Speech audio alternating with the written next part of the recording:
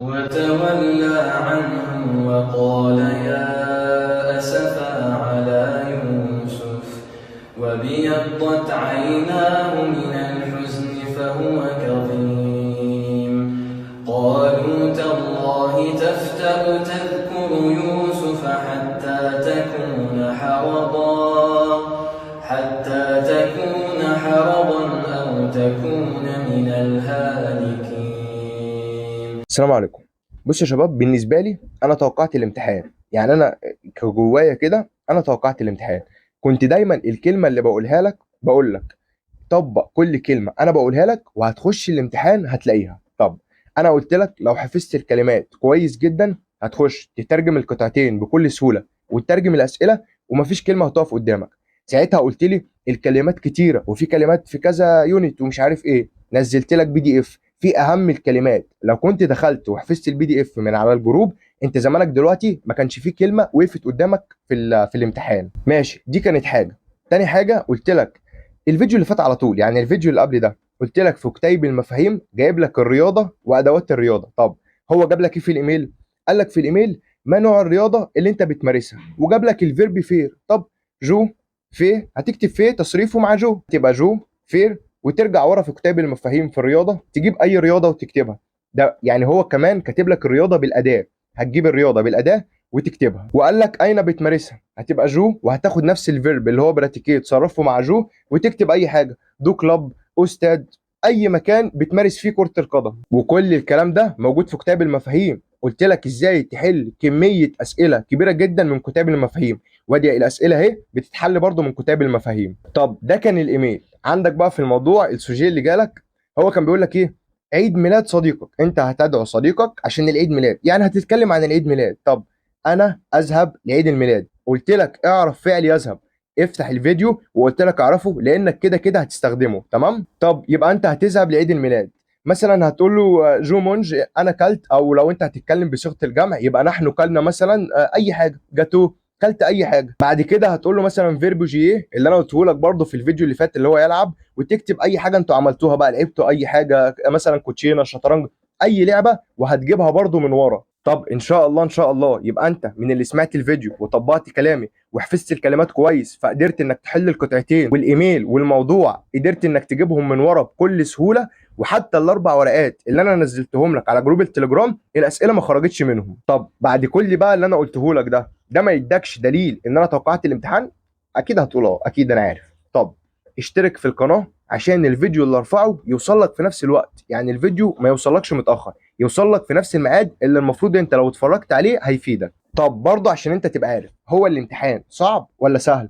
انا نزلت على جروب التليجرام، نزلت لكم وسالتكم، قلت بص كانت نسبه قليله قوي قالوا صعب، ونسبه كبيره قالت كان سهل، ونسبه كبيره قالت كان متوسط وفيه افكار.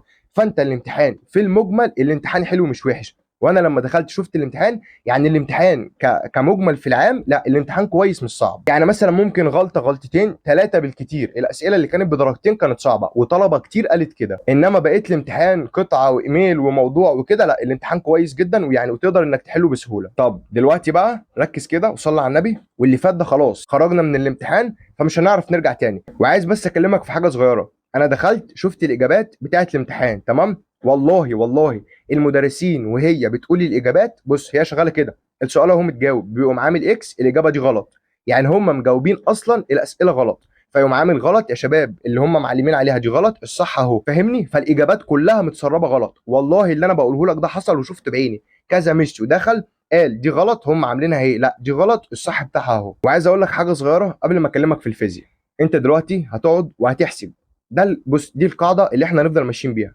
هتقعد دلوقتي وهتحسب وتشوف نقصت كام درجه، والناس كلها هتحسب درجات غير اللي انت حسبتها، وفي الاخر حسابات ربنا غير خالص. فاهدى كده وتعامل ان ربنا باذن الله رايد لك كل خير، فما تخليش بقى وهم التشتيت انا نقصت هنا كام درجه وهنا كام درجه، هتيجي في الاخر وهتعرف برضو كلامي ولا درجه من اللي انت حسبتها هتلاقيها في الاخر. طب تعالى بقى نمسك الفيزياء كده وركز معايا بالله عليك في الكلام اللي انا هقوله لك. انت دلوقتي هتلاقي كل المدرسين منزل لك مراجعات. طب لو انت مع مستر وشايف ان المستر ده كويس وانت معاه من اول السنه وبترتاح ليه، كمل في المراجعات بتاعته. خلصت مراجعاته وفي وقت فاضي افتح مراجعات مستر تاني، يعني انا كنت مع مستر محمود مجدي، دكتور كورولوس ومستر عبد المعبود كانوا بينزلوا مراجعات كنت بتفرج عليها، بس احنا كان عندنا وقت الصراحه. انما انت ممكن تكون مضغوط شويه، فانا بقول لك لو في وقت عندك ابدا اتفرج على مراجعات مستر تاني، وانت هنا مش بتضيع وقت، انت بتجمع كل الافكار. يعني انا كنت مع مستر محمود مجدي، اللي توقع اسئله وجت في الامتحان بالنص كان مستر عبد المعبود، فبالتالي اهو لميت الافكار من كل مستر، فلما دخلت ما كنتش بقى محتار. طب تمام كده، انا بقى ابدا صح ازاي؟ يعني انا ابدا مثلا من النهارده، ابدا اعمل ايه النهارده؟ بص اسمع اللي انا بقوله لك ده وطبقه، ماشي؟ النهارده خد كل الاجزاء الصعبه. يعني انت مثلا الباب التاني ماشي في الاجهزه صعبه وعامله لك مشكله، يبقى انت النهارده هتقعد تحل على اجهزه اكبر كم من الاسئله. عندك مثلا كيرشوف صعب، ابدا حل عليه. الباب الخامس والباب السادس في الحديثه النظري فيهم كتير، ابدا اقعد وجمع النظري كله، مش تقعد تكتب، لا اقعد افهم النظري، اقراه وحل عليه كتير قوي. الباب الثالث مثلا عندك الدينامو والمحول وكل الكلام ده، اقعد وذاكر الاجهزه دي وذاكر النظر اللي فيها وابدا حل. الباب الثالث والباب الرابع مهمين جدا جدا. ماشي، الملخص عشان ما اطولش عليك، اقعد النهارده هات كل الاجزاء الصعبه اللي موجوده في الفيزياء وانت حاسس ان الجزء ده صعب بالنسبه لك، وابدا انك حل عليه كتير النهارده. تمام، انت الحمد لله خلصت كل الاجزاء الصعبه وحليت عليها. وعايز افهمك نقطه، الكلام اللي انت هتعمله ده بتعمله جنب مراجعات المستر. يعني مثلا ما تقولش انا مش هتفرج على مراجعات المستر واعمل بقى ابدا احل على الاجزاء الصعبه، اوعى تعمل كده. مع مراجعات المستر، يعني مثلا المستر منزل لك فيديوهين هتتفرج عليهم وتبدا انك تحل بقى مع نفسك.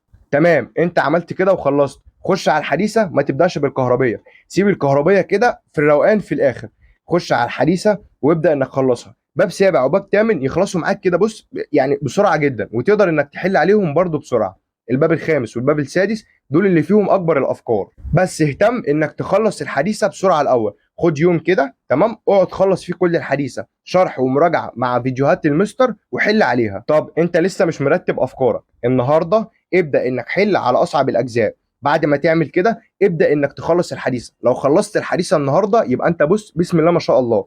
تخلص الحديثه مش ان انت تخش تجيب محاضره محاضره، خش راجع كده وابدا انك حل كتير على كل درس. عايزك تمشي زي ما انا ما بقول لك كده، وباذن الله هتيجي في الاخر في اخر يوم تلاقي نفسك مخلص كل حاجه وحالل ومتابع فيديوهات المستر ومفيش اي حاجه عليك مراكمها. طب حاجه برضو من المهم انك تعملها النهارده، في درس انت ما حضرتوش، يعني انت ما حضرتوش خالص، او في باب كامل انت ما حضرتوش، يبقى ما تعملش حاجه النهارده غير ان انت تخلص الباب ده.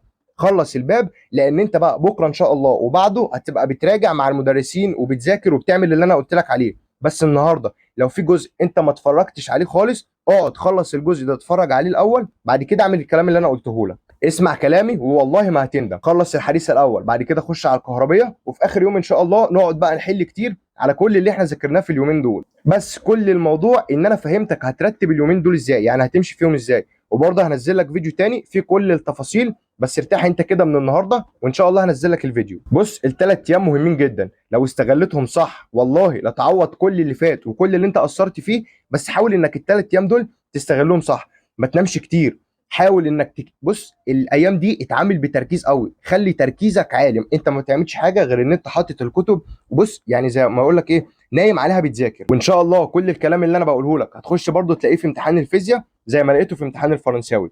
ايا كان اللي انت عملته فانت كده كده لازم هتنقص، اي امتحان لازم هتنقص فيه، ده في الغالب. غير مثلا امتحانات باذن الله ربنا يكرمك وتقفلها، بس في الغالب او الطبيعي ان انت هتنقص في كل امتحان. عايزك بقى تهدى كده وتصلي على النبي، وان شاء الله ان شاء الله الامتحانات الجايه لو انت برضو كنت قصرت في الامتحانات دي باذن الله ربنا يكرمك في الامتحانات الجايه. ما تنساش بقى انك تصلي على النبي. سلام.